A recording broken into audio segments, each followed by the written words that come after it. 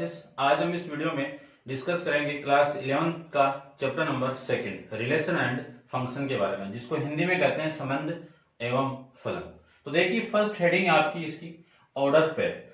संबंध के बारे में आप जानते हो, रिलेशन क्या होता है इसके बारे में आप जानते हो कि एक पर्सन का दूसरे पर्सन के साथ में क्या रिलेशन है, एक वस्तु का दूसरी वस्तु के साथ क्या रिलेशन है, ये सारे अपन जानते हैं। लेकिन यहाँ पे अपन अकॉर्डिंग टू ऑर्डर पेयर और कार्टेशियन प्रोडक्ट के बारे में यहाँ पे डिस्कस करेंगे। तो सबसे फर्स्ट हेडिंग आपकी क्या है, कार्टेशियन प्रोडक्ट। कार्टेशियन प्रोडक्ट को हिंदी में कहते हैं क्रमिक युग्म।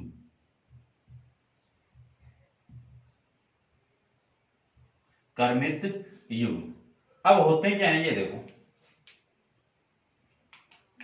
डेफिनेशन देखो।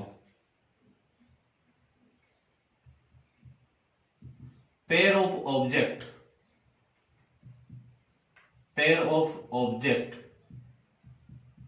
in particular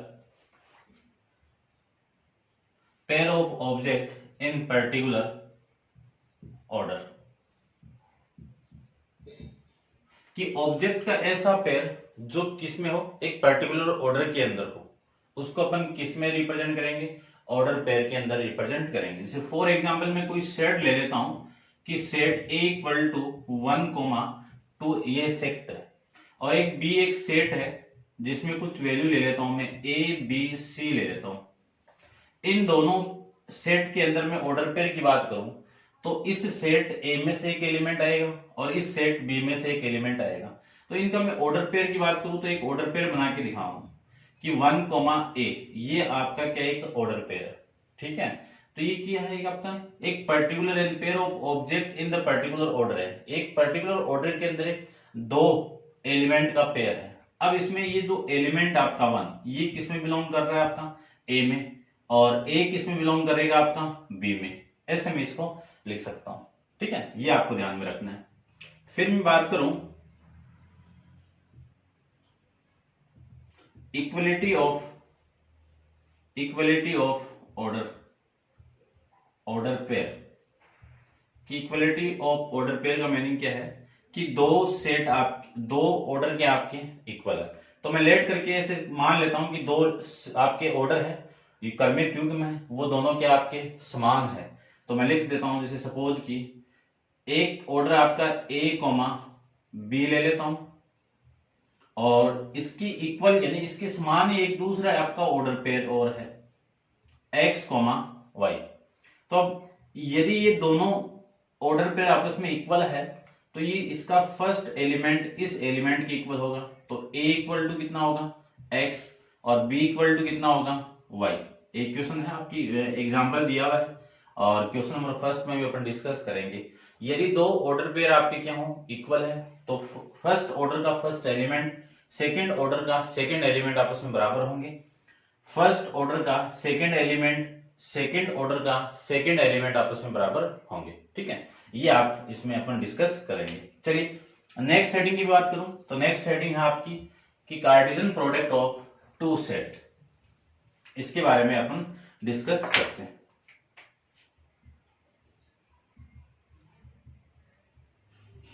Cartesian product of two set, इसकी मैं बात करूं तो हिंदी में इसको कहते हैं कार्तीय गुणन, ठीक है। कार्तीय गुणन होता क्या वो देखिए। सबसे पहले मान लीजिए कि इसको अपन रिप्रेजेंट करें कि मैं इसे बोल दूं कि कोई एलिमेंट आपका A वो बिलोंग कर रहा है P के अंदर, और एक कोई एलिमेंट है B ले लेता हूं, वो किस में बिलोंग कर रहा है Q के अंदर। तो इन दोनों का मैं कार्टेशियन प्रोडक्ट की बात करूं तो कार्टेशियन प्रोडक्ट क्या होगा, P cross Q equal to A, B और A belongs to P and B belongs to Q। तो कार्टेशियन प्रोडक्ट को अपन ऐसे रिप्रेजेंट करेंगे कि इसमें क्या है, कार्टेशियन प्रोडक्ट पहले P है तो फर्स्ट एलिमेंट यानी आपका P का फर्स्ट एलिमेंट Q के एलिमेंट के साथ में क्या रिप्रेजेंट करेगा, ऑर्डर पेयर को रिप्रेजेंट करेगा, ठीक है। जैसे फॉर एग्जांपल की बात करूं कि कोई सेट ले लेता हूं मैं, एक सेट आपका A, इस सेट के अंदर कुछ वैल्यू है A, B सी। फिर मैं बात करूं सेट बी के अंदर कुछ एलिमेंट है 1, 2। इसकी मैं बात करूं तो इसमें नंबर ऑफ एलिमेंट कितने हैं? नंबर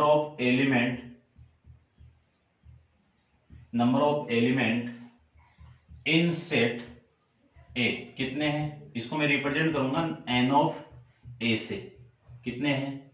3 है। फिर मैं इसकी बात करूं कि number of element in set B, इसको रिप्रेजेंट करेंगे एन ऑफ बी से, इसमें कितने एलिमेंट है? 2।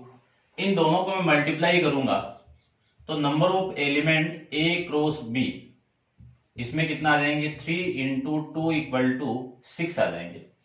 तो ये क्या है? ए क्रॉस बी के अंदर नंबर ऑफ एलिमेंट, अवयवों की संख्या कितनी आ जाएगी? 6 आ जाएगी। तो देखते हैं, पेयर करवाते हैं।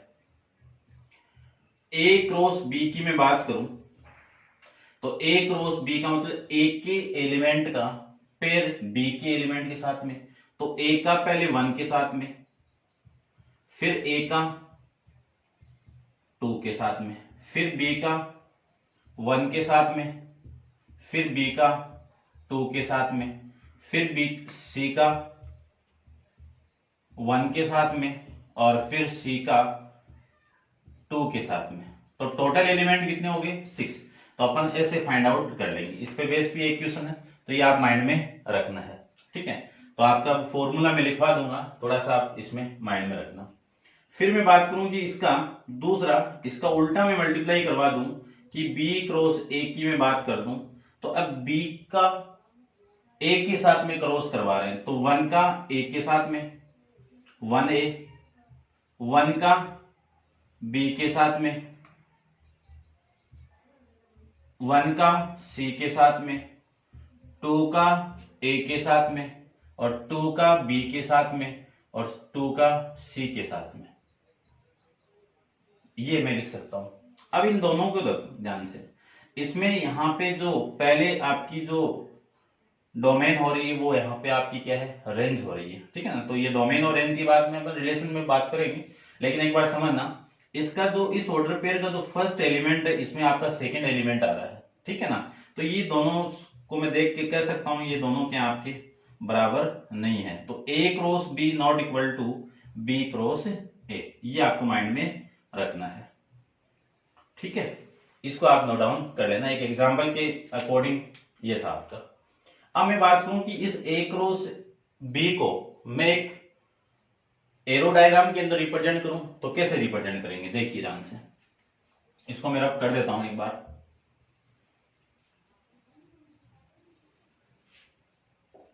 ए क्रॉस बी को मैं एक एरो डायग्राम में रिप्रेजेंट कर रहा हूं। ये आपका एलिमेंट ए के एलिमेंट है। ए के एलिमेंट कौन है? ए, फिर बी, और फिर सी। फिर आपका है बी के एलिमेंट में 1 और 2। तो देखो 1 का इसके साथ में पेयर बन रहा है, 1 ए का 2 के साथ में पेयर बन रहा है। फिर बी का 1 के साथ में, बी का 2 के साथ में, ये बी का 1 के साथ में, बी का 2 के साथ में। ऐसे सी का मैं ऐसे कराऊं तो इसका पेयर इसके साथ में और सी का 2 के साथ में। तो ऐसे हम रिप्रेजेंट कर लेंगे, ठीक है ना। ये ध्यान रखना, इसको मैं ए क्रॉस बी से रिप्रेजेंट करेंगे। रिलेशन में भी डिस्कस करेंगे एरो डायग्राम, और फंक्शन के अंदर भी अपन डिस्कस करेंगे, ठीक है। तो ये था। अब थोड़ा सा हम नोट डाल की हेडिंग डालो, नोट डालना आपको। नोट के अंदर लिखना है N of A. N of A क्या आपका?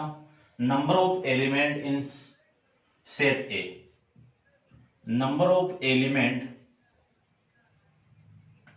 ऐसे लिख देता हूं मैं एक बार, देखना। Number of element in set A, N of A से रिप्रेजेंट करेंगे। फिर number of element in set B, इसको एन ऑफ बी से रिप्रेजेंट करेंगे। फिर number of element A cross B, इसकी वैल्यू कितनी आएगी? N of A into N of B. अब बात आती है कि मैं मान लीजिए इसमें नंबर ऑफ एलिमेंट को p ले लूं और इसमें नंबर ऑफ एलिमेंट को q ले लूं, तो इन दोनों का प्रोडक्ट कितना आएगा? p इंटू में, यानी p क्यों आ जाएगा, कि नंबर ऑफ एलिमेंट कितने आ जाएंगे, PQ आ जाएंगे। अब यहां से एक बात और आती है, वो देखिए कि सबसेट ऑफ सेट के अंदर डिस्कस किया था सबसेट क्या होते हैं, ठीक है। Subset of A cross B, यानी A क्रॉस B के सबसेट कितने होंगे, तो 2 की पावर है, लेकिन यहाँ पे इस पूरे के अंदर A क्रॉस B के अंदर एलिमेंट कितने, PQ है, तो यहाँ पे क्या आएगा 2 की पावर PQ, ठीक है ना। ये आप ध्यान में रखना, ये अपन सेट में भी डिस्कस किया, इसको हिंदी में कहते हैं उप समुच्चय, ठीक है ना। ये आपका नॉर्मल सा इंट्रोडक्शन कंप्लीट है। अब आप वीडियो को पॉज करके इस पर नोट डाउन कीजिए और अपन चलते हैं इसके एक्सरसाइज 2.1 का फर्स्ट क्वेश्चन पर डिस्कस करते हैं। चलिए स्टार्ट करते हैं फर्स्ट क्वेश्चन, आप ऐसे नोट डाउन कर लेना इसको। चलिए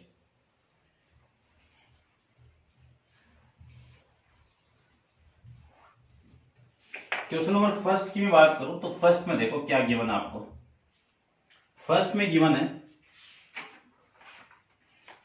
कि इफ 3 अपॉन x अपॉन में 3 plus 1 comma y minus 2 upon 3, ये ऑर्डर पेयर इक्वल आपका किसके 5 upon 3 comma 1 upon 3, find the value of x comma y। आपको बताया हुआ है जब दो ऑर्डर पेयर इक्वल के फॉर्मेट में, तो फर्स्ट ऑर्डर पेयर का फर्स्ट एलिमेंट सेकेंड ऑर्डर का सेकेंड एलिमेंट क्या होगा आपस में बराबर, तो x upon 3 plus 1 equal to 5 upon 3 लिख सकता हूं। फिर दूसरे की मैं बात करूं तो y minus 2 upon 3 equal to 1 upon में 3 लिख सकता हूं। इसी का मैं एलसीएम ले लूं तो 3 एलसीएम आ जाएगा, ये x plus 3 equal to 5 upon में 2 3, इस 3 से ये 3 कैंसिल आउट, तो x प्लस 3 इक्वल टू कितना आ गया 5, यहां से x की वैल्यू कितनी आ गई, ये 3 इधर आएगा तो 5 माइनस 3 कितना आ जाएगा आपका 2 आ जाएगा, तो x की वैल्यू कितनी आ गई 2 आ गई। इसमें बात करूं तो एलसीएम आपका 3 आ गया, तो 3y minus 2 equal to 1 upon में 3, ये इससे कैंसिल आउट,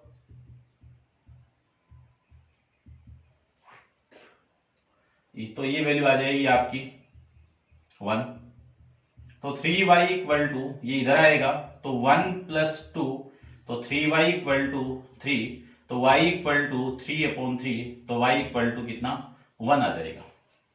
ये आपका ये क्वेश्चन ऐसे अपन कर सकते हैं। नेक्स्ट देखिए क्वेश्चन नंबर सेकंड की बात करते हैं, आप पॉज करके इसको नोट डाउन कर लेना।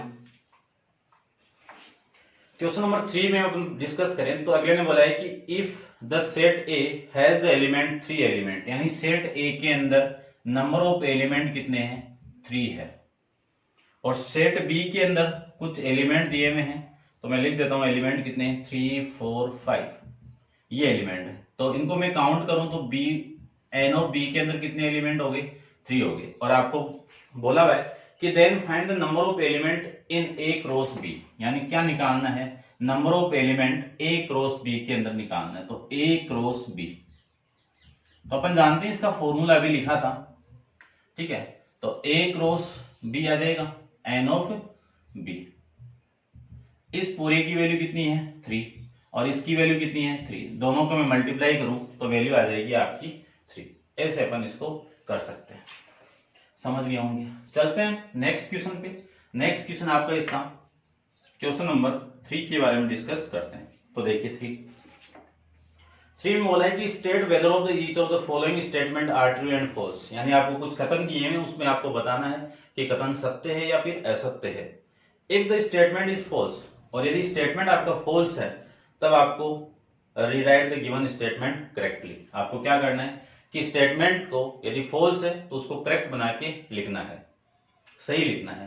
तो फर्स्ट आपका दिया हुआ है कि इफ पी की वैल्यू m कोमा n दे दिया, फिर क्यों की वैल्यू n कोमा m दे दिया, और अगले ने बोला है कि देन पी क्यू क्या आएगा p क्रॉस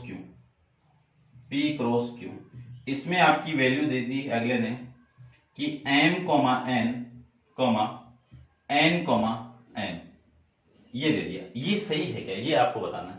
तो देखो इसमें नंबर ऑफ एलिमेंट कितना है 2, इसमें नंबर ऑफ एलिमेंट कितने हैं 2, 2 को मैं मल्टीप्लाई करूं तो कितना आना चाहिए 4 आना चाहिए। यहाँ तो एक 1 और ये 2, यानी इस P क्रॉस Q के अंदर कार्टेशियन प्रोडक्ट के अंदर नंबर ऑफ एलिमेंट कितने आ रहे हैं यहाँ पे 2 आ रहे हैं, और आने कितने चाहिए 4 आने चाहिए। तो वो 4 कौन से होंगे वो देखिए, अभी एग्जाम्पल लेके बताया था मैं आपको। इस m का इसके साथ में ऑर्डर पेयर बनाइए, तो m, n, फिर m का m के साथ में, फिर n का n के साथ में, और फिर n का m के साथ में। ये आपका करेक्ट स्टेटमेंट आ जाएगा। फिर इसी का सेकंड की मैं बात करूं तो सेकंड यहां पे मैं बता देता हूं, देखो क्या गिवन आपको कि if a and b are not empty set, यानी a और b आपके क्या नहीं है नॉट एम्प्टी सेट नहीं है, यानी खाली नहीं है, रिक्त समुच्चय नहीं है, उसमें कुछ ना कुछ एलिमेंट है, then a cross b is not empty set of the order pair. और आपका a क्रॉस b भी क्या है नॉट एम्प्टी सेट है, यानी अगले ने बोला है कि a not equal to 5, b not equal to 5, then a cross b not equal to 5, इसमें ऑर्डर पेयर होंगे, यानी ये अरिक्त समुच्चय नॉट एम्प्टी सेट है। तो अगले ने बोला है कि जो ऑर्डर पेयर बनेगा वो किस में होगा x, y में होगा। कैसे होगा कि such that x belongs to a और y बिलोंग्स टू b। तो इन दोनों यानी एक एलिमेंट आपका x के अंदर बिलोंग a के अंदर बिलोंग कर रहा है, सपोज मैं बात करूं इसमें आपका x एलिमेंट है और b के अंदर आपका एक y एलिमेंट है, इन दोनों का मैं कार्टेशियन प्रोडक्ट फाइंड आउट करूं तो ये तो मिलेगा आपका, ठीक है। तो ये स्टेटमेंट आपका क्या है ट्रू स्टेटमेंट है, ठीक है, और ये आपका फॉल्स था, ठीक है, समझ गए होंगे। नेक्स्ट इसका second part, third part discuss करते हैं। तो थर्ड पार्ट में देखो क्या गिवन आपको,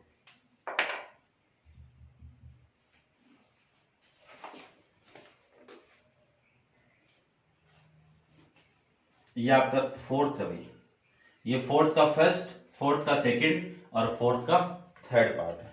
तो फोर्थ में गिवन है कि if a equal to 1,2, b equal to 3,4, then a cross b intersection 5 equal to 5।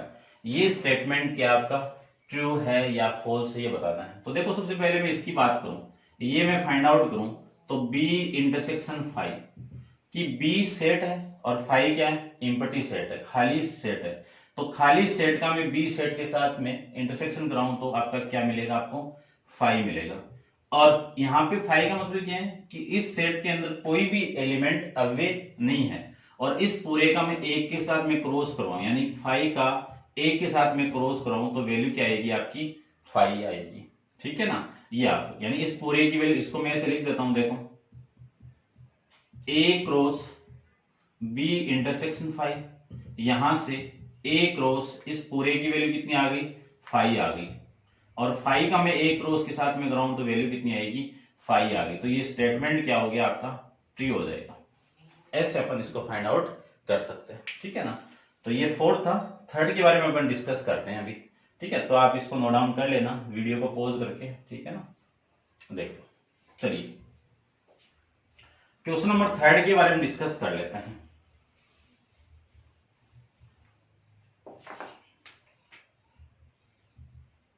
Question number third में आपको गिवन है कि इफ g 7,8 एंड h 5, 4, 2, आपको फाइंड आउट करना है g cross h and h cross g find out करना है। तो सबसे पहले तो g cross h find out करते हैं। क्या फाइंड आउट करें g cross h find out करें। तो g की वैल्यू ये और h की वैल्यू ये, तो फर्स्ट g आएगा, सेकंड आपका h आएगा। तो इस 7 का मैं इसके साथ में कराऊं सबके साथ में, तो 7,5, 7,4, 7,2 ये हो गया। अब 8 का मैं सबके साथ में करवाऊं तो 8,5, 5, 8, 4, 8, 2 ये लिख सकते हैं। ऐसे में दूसरा आपका है H क्रॉस G निकालूं, तो H का इसके साथ में पेयर बनाना है, तो 5 का 7 के साथ में और 5 का 8 के साथ में, फिर 4 का 7 के साथ में, 4 का 8 के साथ में, फिर 2 का 7 के साथ में और 2 का 8 के साथ में। ये आपके ऑर्डर पेयर आ जाएंगे। ऐसे अपन फाइंड आउट कर लेंगे। समझ रहे होंगे आप। चलते हैं नंबर 5 के बारे में। क्वेश्चन नंबर 5 में आपको गिवन है इफ a इक्वल टू -1, 1 और आपको फाइंड आउट करना है फाइंड a क्रॉस a। ये आपको 3 सेट का कार्टेशियन प्रोडक्ट फाइंड आउट करना है। तो ध्यान से देखना, सबसे पहले मैं a क्रॉस a यानी 2 सेट का कार्टेशियन प्रोडक्ट लूं, तो देखो सेट A आपका ये है ही है और दूसरा सेट यही होगा आपका, सेम ही तो है, तो -1, +1, तो -1,